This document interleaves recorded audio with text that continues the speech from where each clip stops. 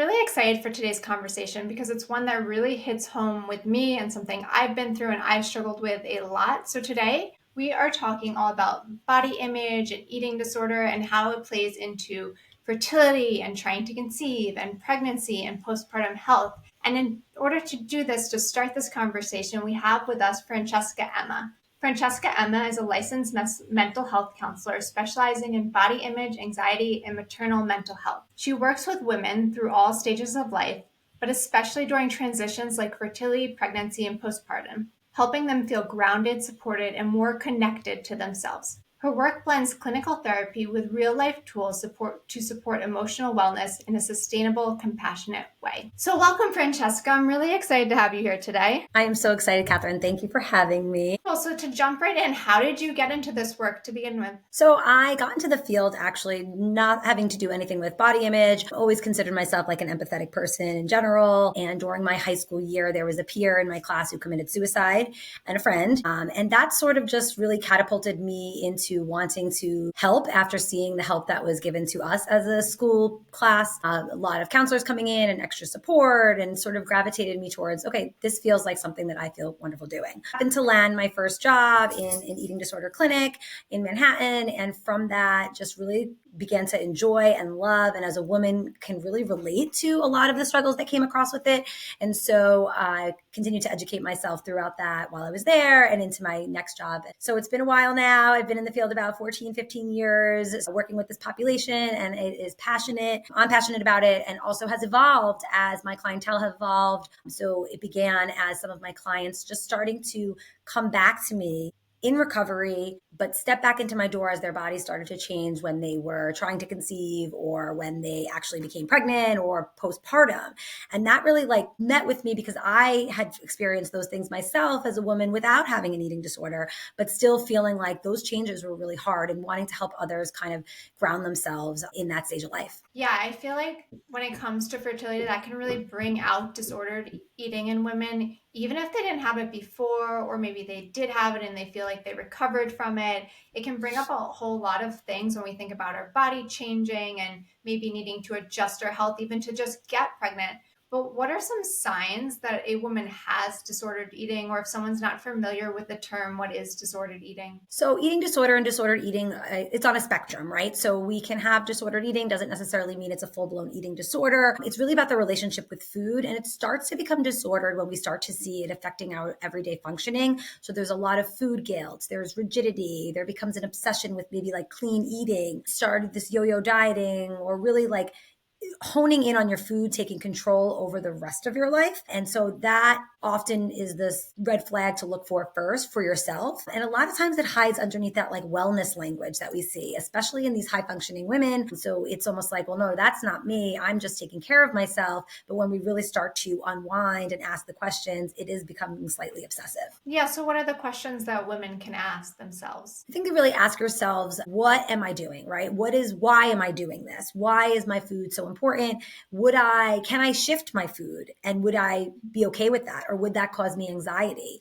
Can I skip exercise for 2 days and be okay with it? Or is that going to spiral me? Am I going to change my eating habits the next day because I did those things? Really taking a self-inventory on how much of a role does this play in my life? And another question I always tell my clients is, what would you say to your friend if they were telling you some of the things you're telling yourself when you're navigating food, skipping plans with them, avoiding certain things? What would your advice to them be? Because that often allows the person to kind of look outside themselves and really recognize, okay, maybe this is slightly disordered. Yeah, I mean, that can be a really thin line, I feel like a lot of times, because it can be really easy to make yourself believe that you're doing something because it's good for you. And maybe it is good for you, right? That's the tricky part when disordered eating is actually beneficial for your body. But if it's coming from a place of control and restriction, it's actually not good for your body from my perspective, but it enters a new. Yeah, especially in those stages of trying to conceive or fertility, right? It's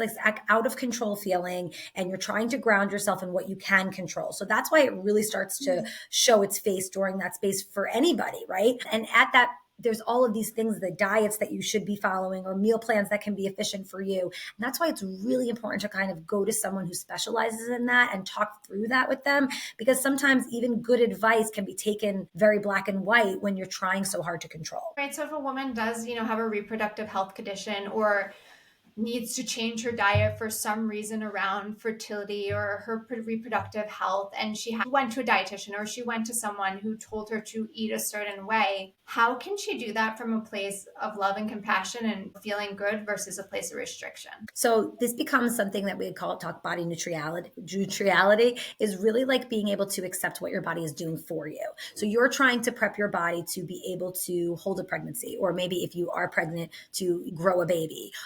Whatever the goal in mind is what your body wants to do. Let's look at it from that standpoint and not from our weight or our obsession of like, if I do this, I will get pregnant. No, it's my body is preparing for something and I'm going to give it all the nutrients and all the things that I need for it to do to be able to go to that end goal if possible. And so looking at our body of what it does for us, my body gets me up every day. It allows me to do these things versus how our body looks is an important differentiation that I think needs to happen during that time period. Yeah, I love that. How your body is supporting you and how the food that you're eating is supporting your body and your ultimate goal of becoming a mother or staying a mother, whatever it might be. I love that. For the women out there who, they may know that their body image and their eating habits, their disordered eating might affect their fertility, but it's too hard for them to change it. Right? What advice would you give there where like the idea of eating more, it causes a lot of anxiety? So I have had the actual thought of it become a motivating factor for a lot of women. So a lot of people have this anticipatory anxiety that they're not going to be able to do it once they get pregnant. And this fear of like, I've been living with my eating disorder or my disordered patterns for years. I don't think I'm going to be able to do this. And actually it then becomes a motivating factor. So I see more often than not, it's more of a problem postpartum once we get there than it is directly during the pregnancy and fertility, because I think that they want something, or we can utilize it as a motivating factor versus as something working against us. So it's always a reminder to try to take that message for those who can't do it. And then for those who are still struggling, I oftentimes will have them definitely meet with someone who's working with their nutrition, definitely resources in terms of therapy and support with a specialist who specializes in eating disorders, and really going through basic coping skills that they can utilize instead. So a lot of times what we see with disordered eating is that people are using the food as a way to mask or maladaptively cope with what's happening to them emotionally. So tapping into identifying their feelings, and then with identifying their feelings, then being able to figure out what are the coping skills that are going to work for me that don't have to deal with food, and then also giving themselves grace. Like, so there will be hard days. There may be days that you are somewhat disordered versus not. Are we sticking to the basics? Are we getting the basic nutrients? Are we drinking enough water? Are we taking care of ourselves holistically? That becomes priority. And then we kind of can work through those other spaces. But I find that more often than not, people really do, even if they're struggling, they utilize the support, they're able to get through that space most times, which is nice. Which is very nice. Do you feel like it's possible for women to really heal from their disordered eating when they're trying to get pregnant? Or do you feel it's more like, a time and space where you just kind of push through it? I think it's in the middle. I think that I think even those who are motivated and are able to heal themselves during that period of time will then, on the flip side of it, probably still have a lot of the things that they were dealing with before once that motivating factor is gone. Not everybody, but that would be like the average. But I do think that it's a time where we just have to, I think this goes with everything, not just their disordered eating, but any type of mental health or any type of stressor. It's a time where we pause, right? We pause and we reflect, and we're able to not put that pressure on us. Is this my healing space? Is this not my healing space? It's more of like, and I believe all women should kind of feel this way in that moment, is there's growth. And so what that growth looks like on the other end is very different than what you can imagine until you're on that other end. So I like to say, let's not put the pressure of having to recover right now or deal right now. Let's stay in the present moment. And let's try to push through with giving ourselves grace, focusing on our goals for what we want during this fertility space or during this pregnancy. And then we can work towards that after. And I will include that fourth trimester in the after. Like, that fourth trimester is still a time where we need to give ourselves grace. And there's so much hormonal stuff that's going on and body changes and all of that. So that's included to me in that time period. Once we get out of that and we re-embrace and ground ourselves in motherhood a little bit more and feel physically in a good space, and like hormonally, there's just so much that changes. So once we get out of that window, then we can talk about, is that voice still there? What should I do? How do I do it? And a lot of times it doesn't go back to exactly the same. It's usually a different version of. Yeah, I like what you said about the fourth trimester because that is often the hardest period and stage for women because, you've gotten pregnant, you've gotten bigger, you have the baby now. So it's not okay to look pregnant, a lot of women think, right? But, your hormones are still going through a lot. You still have a newborn. There's a lot going on in your body. And a lot of women don't just lose the weight right away.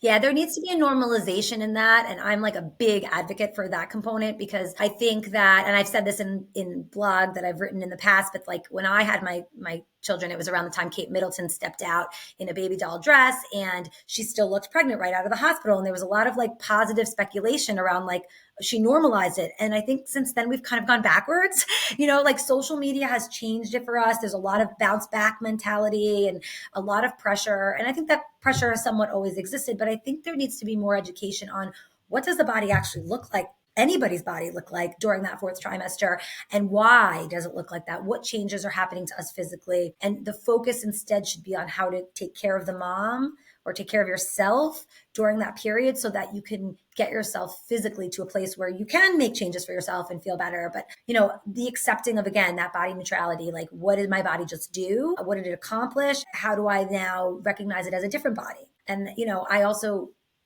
encourage women to educate themselves on the changes that their bodies make during pregnancy and post-pregnancy. Like there are some things that may forever be a little bit different. So let's celebrate those things and what those things feel for us and mean. And not validate that it's difficult and that sometimes you look in the mirror and you think, oh my God, like who am I? And that's many like identity, body, all the things, but understanding that there's actual physical reasons why that has happened. And then being able to kind of, again, ground yourself in. Right. Yeah. And I mean, I think social media exacerbates this idea that in the fourth trimester we're supposed to lose this weight right away. And even the people you see on social media who are being honest about how they look and their weight gain, for the most part, they're usually trying to exercise it off or trying to eat it off. And that's what they're showing us, right? They're trying to get back to that body when, maybe the goal for for 6 months after having a child shouldn't be getting back to a body. It should just being where you are. Yes, and resting and taking care of yourself and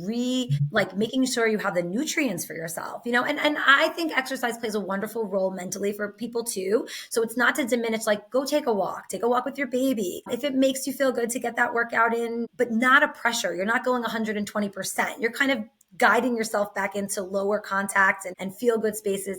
And really, I celebrate rest and recuperation during that last phase. Yeah, and your body really needs rest and recuperation, right? You've just grown an actual human in your body. You've given birth, which from a Chinese medicine perspective is a very yang activity, right? It's a very energetic, you're utilizing a lot of energy, a lot of qi, and your body physically loses a lot of blood and nourishment. So your body needs to build that back. So rest is really the most important thing for your body in that fourth trimester. And rest is hard considering you're taking care of a newborn, right? Oh, So no, don't so forget. being able to appreciate the times that you can rest and prioritizing that. Like what if we were in a world where we prioritize moms being able to kind of rest when they could, not just sleep when the baby sleeps. Yeah, I feel like with my first child, I like could not wait to like get up, go for walks, like meet other moms. We have a big like downtown mom community where I live, and like I wanted to go on walks and meet everyone and like be out and be social and like do things and get back to quote unquote being myself. And with my second child, I was like, I just don't want to move out of bed. Like you realize Yeah, when and you're the first actually isn't Yeah, the first isn't bad, but I think again, like you just said, really sticks with me. I was trying to get back to being who I was, yes, rather than recognizing and kind of accustoming yourself to who you were becoming. Like I think right. about it as motherhood as a becoming, and even the whole process of fertility. And for people who don't end up getting pregnant, I think that's a becoming in and of itself. So the body changes that we talk about that happen due to the medications that we're on, or the spaces and the things that are happening to our body, that also needs a period of rest. That also that body needs to be gentle and rested as well. And I think those people often feel maybe like as if they don't deserve that, or as that their body shouldn't. I didn't actually give birth, so I shouldn't have to deal with this, and I don't want. I'm going back into it, and I really encourage. No, you still need rest because there's a whole traumatic, internal space and physical space, and we have to ground ourselves fully before you can kind of reintegrate into that other space. And that person has also changed. There's also that becoming. Yeah, what I see a lot with fertility and body image is women whose body changes before they get pregnant, whether it's because they're changing their diet and their lifestyle to, be able to handle pregnancy better, or they're on medications that change their weight. There is this frustration around the fact that, great, now I look another way that I don't feel comfortable with, and I'm not pregnant. What advice do Right. you give those women? Yeah. So, I mean, and that is really such a painful process for a lot of women. And we see that so often in my office. And I think it starts with body neutrality. It starts with understanding what your body's trying to do, and also just grace, right? Looking outside of the body, and trying to support your relationships. I think that's a really important time where we should find support groups for ourselves, or support spaces, whether it's a Facebook group or a live group or something like acupuncture, therapy. Like, what resources can you have? Because those are valid feelings. And I think we have to be able as humans to understand that we all enjoy or need to be have a need for validation, and that need will help us kind of gravitate in during that time. And I think it's also a bit of like using affirmations for yourself, like, my body's not a problem, my body doesn't need to be fixed, because there's that control thing we talked about in the beginning of, my body's not doing what it's supposed to do, so I'm going to take control and try to do everything. And then when it's not working because their bodies have inevitably changed or things are going on, it starts to spiral more. And that's where we really have to say to ourselves, what are the affirmations? I often tell people to ground themselves into like really good routines during that period of time, because that's some consistency and control that doesn't need to feel so black and white. So we can just set up, routines of the days so that they have other things to look forward to, other things to be productive. It's a great time to start a new hobby, even though a lot of moms will say, I don't have any time for that. Or like, I'm going through this process, there's no other time. And emotionally, they're not really feeling great. But those little tasks and attuning to their feelings do help improve their overall mood. And again, it's really focusing on what your body's doing for you, not just what it looks like or what's happening and the changes that are happening to it. That's a good point about the emotion that my body's not working for me, that comes up with fertility and then with body image attached to fertility. It's this Western medicine idea that I feel like a lot of society has been taught, that your body's not working for you, right? Something's wrong, you take a pill and you fix it, because your body doesn't know what's right and your body doesn't know what to do. And honestly, it's just not the case. Your body's always working for you. You may just not understand why, right? Your body's always trying to support you and keep you alive in the way that it knows best, which might not be what feels best for you. It might not be what you want at the moment. Yeah. Yeah. And it's a hard realization, and it's a shift in mindset. So in therapy, it's like reshifting the cognitions, it's challenging those black and white thoughts, and it's accepting your body, right? Accepting what your body's doing, which is really hard because it's very painful and it's very frustrating, and it doesn't seem to align and make much sense. And that's why, that external, what other support can I get during this time for me, is really important, because this is also a time that there's a lot of disarray between relationships, because what your partner doesn't understand, or my partner can't fully see, and relationships that are wonderful seem to fall apart during this space because there's nothing to anchor in, right? So that's why it's working on communication, whatever it needs to be, but really anchoring in yourself. It's a huge time for like self affirmations and feeling what in my life feels positive. How do I reframe this for myself? So teaching those types of habits to women seems to be best in terms of making them feel better. Yeah, I love that. It's almost like filling up your mind space with the things that do feel good to you, so that you don't have room for the things that don't feel good to you. Yeah, I love that. I hope I don't insult anyone by phrasing this wrong, but what is your,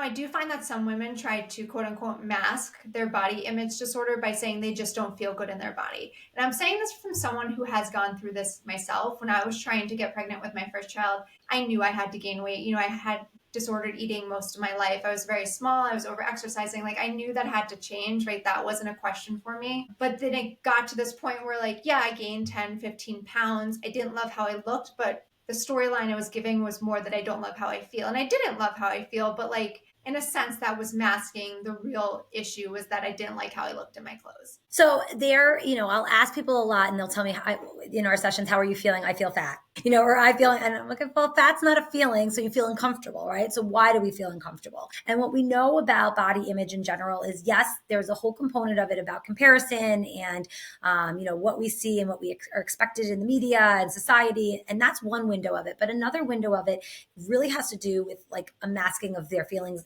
in general. So I think that the dive comes into then like, what's the insecurities? What's happening for us internally? A lot of times we'll see trauma that kinds of unfolds. And trauma doesn't need to be like a huge incident. It's anything that feels traumatic to someone. So it can even be the loss of someone a long time ago that we're sitting with and we haven't processed. So it's unwinding when you're feeling uncomfortable, when the mask is, I'm just uncomfortable. I just don't, it feels different. Well, what's really going on? And I've used this before. It's like as simple as like putting out a feeling wheel, which is like a big wheel that has a lot of number of feelings, much more than, happy, sad, uncomfortable. Like it's got a lot, and challenging people to kind of dive into, well, what are the actual feelings, right? And usually in time, women are able to identify, even those who are masking it about being uncomfortable, they are able to recognize what's really going on, like within. And that usually will help in terms of the body image, because the body image is, when they're struggling with body image, is a real disconnect. And I don't know if you can attune to this with mind and body. And so a lot of our work is reconnecting the mind and body and having grace for that reconnection and establishing it. And so with identifying our feelings and reconnecting our body to our feelings, there's a lot of progress that can be made in switching that just I'm uncomfortable feeling. And I wish that more people would just also say like, I am uncomfortable in my body, or my body changes are really a struggle for me, because those should be validated. I think any woman, disordered eating or not, puts a lot of value onto how they look. And obviously when you have an eating disorder, it's a different space than the normal woman. But I think we need to validate more that most people feel uncomfortable at some point in their bodies. And oftentimes it's what's going on. What is going on for you? And how do we reconcile that, right? And just knowing that your body is building capacity. Yeah. Do you find any patterns underlying through your work of the what's going on, right? Like, is it control? Is it perfectionism? Is it, what's going to It's a happen? lot of trauma in general. Yeah. It's a lot of perfectionism. So type A personalities. It's a lot of anxiety. So there's a huge component of not knowing how to place the anxiety, and that comes out in the disordered eating and the control space. So again, going back to being able to name it and then have some like grounding forces on what that looks like for us in finding coping skills, manageable coping skills in that way. But those are some, and it could be a slew of things. So I don't want to like box anything, but those are the most common themes that we see. And oftentimes, honestly, the eating disorder is really not about the food. I think there's this image that makes it something that women in general want to attain. And the thing is if I'm my thinnest, am I my happiest? And Yeah. I ask that question to a lot of my clients, and the answer is almost always no. I am not happiest when I was at my thinnest, because I was sacrificing my life, my social life, my personal life, my well-being. My hair was falling out. I was fatigued. Like, no, the answer is typically no. So that is a moving space, because then what is the ultimate goal? Yeah. Right. And so when women can then kind of connect that dot, like, you're right, I wasn't happy. And because people come into therapy, I just want to feel happy. Yeah. I just want to be better, unless their parents are throwing them in. So that's a different story. But, and people who come in the fertility stages or the pregnancy or postpartum, those might be people that were never motivated to make a change and now are motivated to make a change because of what they're trying to do or what life is bringing to them. And so that's also, that becomes a little bit different. Yeah. And it's interesting because there are women of all different sizes that feel comfortable at all different sizes, and women at all different sizes that feel uncomfortable at all different sizes. So it's not necessarily the size you are. It's like, what's your perception of who you are, who you want to be, and all of Yeah, your that. Your confidence. confidence. Yeah. Yeah. I mean, maybe this is just my perception also, but I do feel like generationally, women born in the 90s, early 2000s, like really had a leg down when it comes to disordered eating and body image with, like the low fat, high sugar, fake sugar, like the Yeah. supermodels image. Whereas, teenagers today and women in their 20s today, like openly wear crop tops and like feel good in their body. Where like, I don't feel like that was a thing for me growing up. No, it definitely was a different era. Like the supermodels would look different, like the Yeah. spaces was different.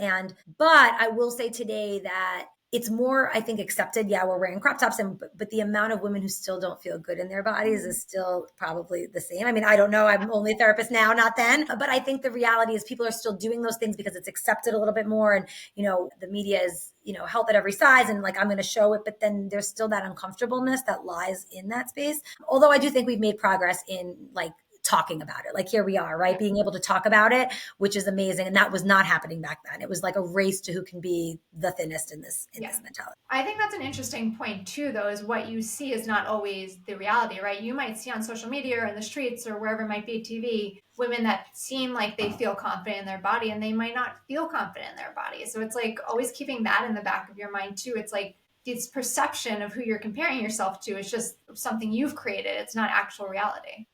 Of course. And it's all perception because I think, a lot of times women will say, I looked in the mirror and I just felt what they were seeing in the mirror or what they were seeing in a picture was hyper fixated on some small component that no one else is seeing or that really isn't actually reality. So there's a lot of reality testing that has to be done. And then you are bombarded on social media with also a lot of things that are not real. There's even AI generated images. So it's so scary for our children, for us in general, that we have to open our perception and understand that what we see is not always what we get. And that everybody's story is not what we get. I think that goes for fertility as well.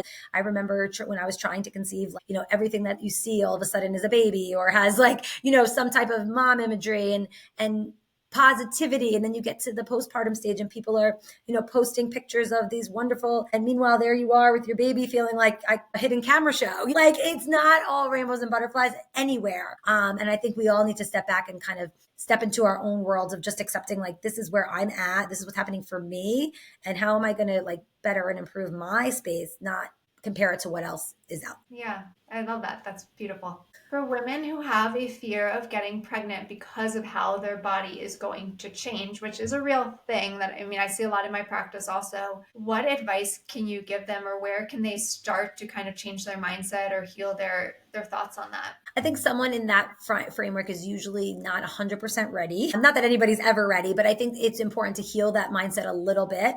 Listen, let's validate the fact that most women definitely think in some version of fear in that. But when the fear becomes so encompassing that it's sort of like almost immobilizing them, then I think that's a really good time to seek treatment, seek therapy, seek support systems to try to just improve your mindset before going in so that we don't hormonally, that can just be a really recipe for disaster in terms of what happens then, because then there becomes some resistance during pregnancy and that can catapult more disordered behaviors during pregnancy.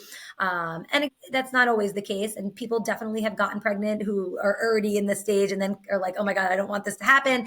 And eventually I think through the work become accepting as they recognize the connection with the baby. I think moms have a beautiful connection for the most part with people, with their infants or babies, in utero. And so that connection kind of helps navigate some of those harsh feelings. Right. Yeah. Knowing you're taking care of actively of two other people and having loving compassion for that other person. Right. And there are people who, need higher level of care treatment while they're pregnant. So it could look like more like having to go to somewhere and reteach themselves how to eat effectively and do those things. And that is okay too. So if it feels so discerning that you can't separate from that, then it's okay to say, you know what, maybe I need a little bit more support in this and I'm going to get it for the good of myself and my child and move forward. I just want to put out there that it is okay to have those negative feelings. And it doesn't mean that you always need that more support, but any support can be really validating because I think we want to be around the space that it's okay. Yeah. And I think that's a valid point that you've made multiple times is that support is really the first place to go, right? Not trying to do it all on your own or pretend that it's not really there. It's just asking for help. Yeah. It's asking for help. It's opening your door, being vulnerable in that space. But first you have to be that with yourself. So I think that it's honesty with yourself, which I would encourage people who are struggling with body image in those stages to really start maybe journaling. And it doesn't have to be like beautiful people say, I don't like to write, or, that's uncomfortable. And I'm like, just write, like jot down feelings or jot down thoughts or jot down the negative thoughts. Cause what I like to say is the eating disorder is like the angel devil on your shoulder. It's like your voice is the angel and the eating disorder voice is the devil. And you want to make your voice louder. So in order to do that, it's sometimes say out loud what you would want to say to those negative voices, or write it down on a piece of paper and just get it out of your brain. And those like simple steps in the beginning can really be moving in terms of gravitating you towards a more positive mindset and increasing your voice, the level of your voice. Yeah. I think sometimes people can have resistance to writing things down because they don't actually want to connect to their internal dialogue, right? Yeah. We want to pretend those demons aren't there, that we can just kind of push them aside. And when we write it down, it becomes more real. Yes. And I often tell people, crumble it up, throw it in a fire, throw it in the garbage, Right. like whatever you need to do, but getting it out is a realization and does kind of take some of that energy and put it into a different light. And when they're resistant, I think the thing I like to say is, but then it's really loud screaming in your head. That food noise, those negative body image thoughts, they're screaming at you. And maybe if we lower them, you'll be able to function better, or you'll be able to love yourself more, or you'll be more compassionate and empathetic. So those things usually drive people to be like, yeah, I do want that. I'm going to do that. And sometimes it starts with doing it at a time when it doesn't feel overwhelming, when it's not screaming, when you're almost in a safer space, and testing it out. And so then when it does get loud, you're just more efficient at doing it. Sometimes when the voice is super loud, it immobilizes people from even really being able to think clearly. So, a common thread I've seen between fertility and body image and disordered eating is this sense of worth, right? And our self worth being based on what our body is or isn't doing. How can women who are struggling to get pregnant, it's not happening the way they want it, it's not happening right away, and then also dealing with body image or disordered eating, separate their self worth from what their body is currently doing? So I think this is a little bit what we spoke about before Yeah. in terms of being able to have things for ourselves, right? So what are we doing? How do we identify our self-worth? This is, I ask clients a lot of times, what's your favorite thing about yourself?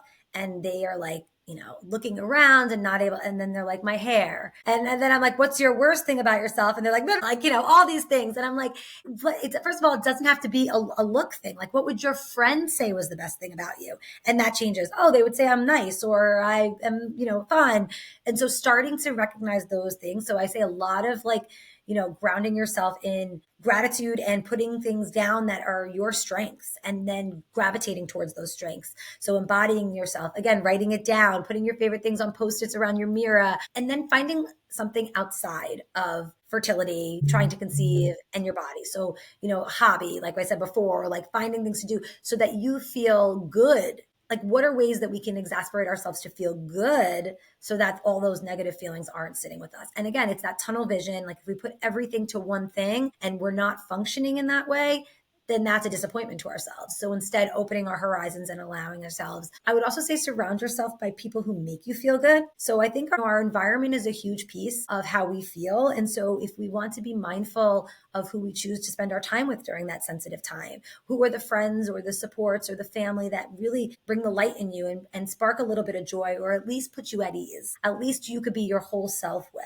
And even if that's one person, find that one person and spend more time with that one person, because that will make a difference. And then always I say for people, and now it's spring, so we can say that, like, get outside, connect with nature. There are healing effects in being there, and we should really go to those effects.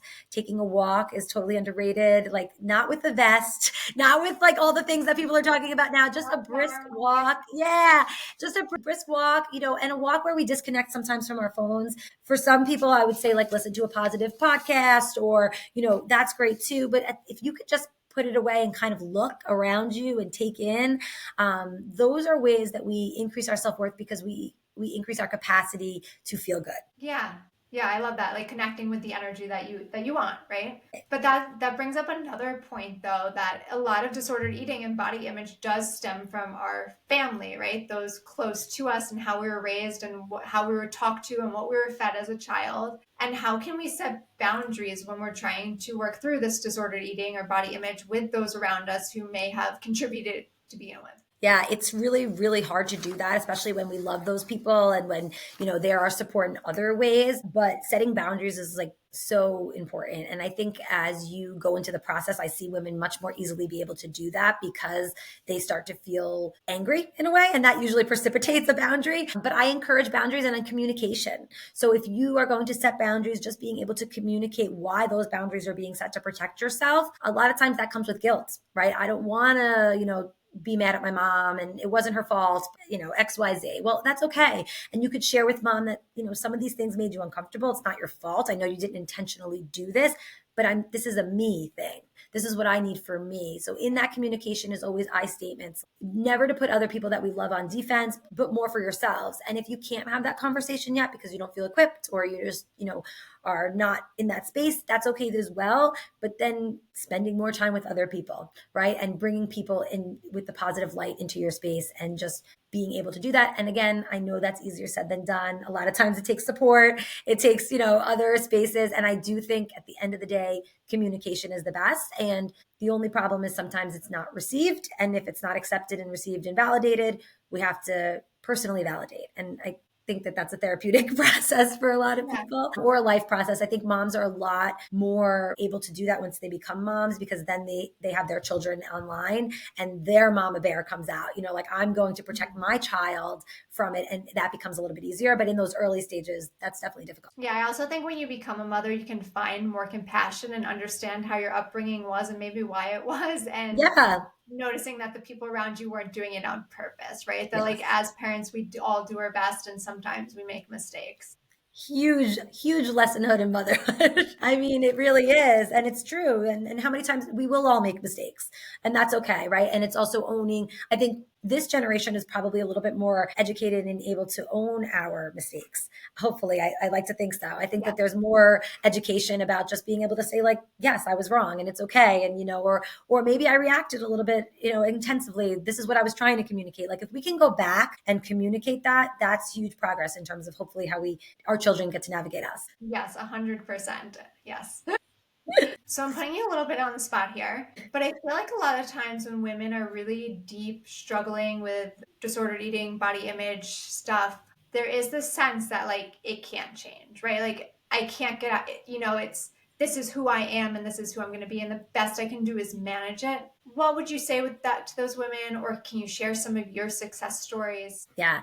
So almost every single person coming into my office with disordered eating will say that it's unraveling that part of them. It's a different part of you. And so what I like to say is that's not your whole self. And there is so much more. And once we get past that, unraveling of that self and really, again, raising your voice and building the confidence around your other self, the true self, and separating those two and connecting your mind and body, it will happen. And I encourage people that, we have to eat. So different than other disorders where there's, spaces around like alcohol and you don't necessarily have to, even though that's, it's different. But with food, you have to eat and we have to nourish ourselves. And so it's re-examining the relationship. And that's hard, right? Because we have to survive. And so I always tell clients like, yeah, you may have an issue with food down the line or with body image down the line, but that doesn't mean that you're going to be in it the way that you're in it today. Like you're going to take power. Your voice is going to get louder. I've had like 3 clients of mine become therapists of their own, which is amazing to Oh, me. I Like, love I'm like, that. Yes. yeah, like their journey has been to, help and heal, knowing what they've been through. So that's always a wonderful thing. And, I think I said this in the beginning. I had women who I had seen and then came back to me once they were going through stuff for pregnancy and trying to conceive and postpartum. And those women, they were not in the same place that they were when they saw me, 12 years ago. They were Right. in a much different space. They just wanted support around it. So I think being able to say to people like, it gets way better. It gets way better. And if you have a hiccup, like the trajectory of treatment isn't like this. It has its ups and downs. And though we want the lows to be lower and the highs to be higher. And so just reach out. Like most of those women didn't need much. They just needed a little bit of like reintroduction of some of the things that we were telling. And then they went on their way and they were okay. So I will say there have been so many success stories. And I think the biggest barrier to success is being able to open the door to accepting that there's going to be change, right? Like there's Yeah. going to be change. And it's okay if it takes time too. Like, it's not going to be, you're going to step in my office and you're going to be better in, 6 months, like, or 3 months or 2 months, like, not giving it a timeline. And again, for the perfectionist, it's not going to be perfect. It's not going to be like plug in A to B and we get C. It's going to take work and adjustment and ups and downs and getting to that next place. But the voice can definitely get lower, and you could be back in control of your life and your body. And my favorite thing is when clients send me, and I had this happen just yesterday, send me pictures of themselves and say, I had this photo shoot. I feel so great. I just wanted to share that with you. Like, I love the way I look. And it's really because they're happy. It's really because they've uncovered who they are and they've worked hard to just understand that they love that picture, not because they didn't look at their body the way that they looked at it, 2 years ago. They looked at their body with grace and the fact that the pictures showed happiness. And that happens a lot. So I hope that anybody who's listening, who's feeling on the edge of like not being able to get to that other side, it does happen. You got to give yourself grace. You have to be ready to commit to understanding yourself. And that's hard work. When people first ask for help from you or, other therapists that do your work, do they ever come in with a sense of, I know I need help, but I also don't want to change my body? Yeah, we see that a lot. And that's, harder for a nutritionist than it is for me. Most of my clients will also be seeing some type of dietitian or nutritionist or like have some type of service with me in coordination, because I feel like that works best. It allows me to separate myself from the food a bit and for me to kind of navigate that. And so they have a harder time with that component than me. But my job is to challenge the resistance and to also work at their pace. Right? I'm not going to make you gain, 20 pounds in a minute. It's working at their pace, unless, of course, there's a medical discrepancy where they're, hurting themselves in some capacity, then that's different. But other than that, it's like working at the client's pace and recognizing that that's just resistance and it's okay. Yeah. Great. So it sounds like the first step is, one, recognizing that there's something you want to change, right? And then two, committing to it. Yeah. And getting And support. yeah. And I think the biggest thing is it doesn't have to be a disorder for you to seek treatment and support around it. I think that there's a stigma still associated with it. And I think it's a lot of women who come in for anxiety or come in for depression or just come in for whatever life transitions. And then we're talking and it comes down the line that their relationship with food is just not great. And that's enough of a reason to kind of seek out support and recognize like, it's okay. And it doesn't need to be our identity, but it just needs to be something that if we can fix or become a little bit more comfortable with, then we can improve our lives. We can feel better. Yeah, totally. Yes. Before we close out today, anything you want to mention that I haven't asked about? No, I think that thank you so much for having me here today. I think for all women out there who are trying to conceive, who are going through fertility, who are in pregnancy, postpartum, like, we see you, I hear you. I run a course for 4 weeks with body image support for people during those stages of life. So you're not alone. There is support networks out there for you, whether it's something like that or seeking therapy or acupuncture or whatever you may do, but really hopeful that you, again, give yourself that grace and understand that what you're feeling is normal. Even if it's disordered, it's normal. And so it's okay. And what we're going to do is work on yourself and finding your self-love and your self-capacity and just try to check in with your feelings. I think it's understated that we all try to just like rush through and get through the next phase and, waiting what's on the other end. And what if we pause for a minute and just take a deep breath and reflect where we are in that minute on the daily? Yeah. If people want some more support and they are listening to this and they're like, wonderful, I want to work with you, are you taking on new patients? How can people find you or other resources? Yes, I am taking new clients. And I also actually just hired a new clinician who is wonderful. She is a clinical director of an eating disorder program. So she's also taking new clients. You can find me at www.francescaemmalmhc.com. I'm also at Instagram at Francesca Emma LMHC. And so, yeah, definitely reach out. And if it's not me, I can definitely connect you with someone who it can be. So, or what other support systems that you might need. So please feel free to reach out. Amazing. Thank you. And all of Francesca's information will be in the show notes as well. And thank you so much for being here for this important conversation, Francesca. I think it is such an important topic that cannot be talked about enough. So thank you. You're welcome. Thank you for having me, Catherine. Thank you for tuning in to There She Goes. I hope today's episode helped you see the connection between your emotions and physical health a little more clearly. If you enjoyed the show, be sure to subscribe, leave a review, and share it with anyone who could benefit from this conversation. And remember, true healing starts from within. Let's keep exploring that journey together. See you next time.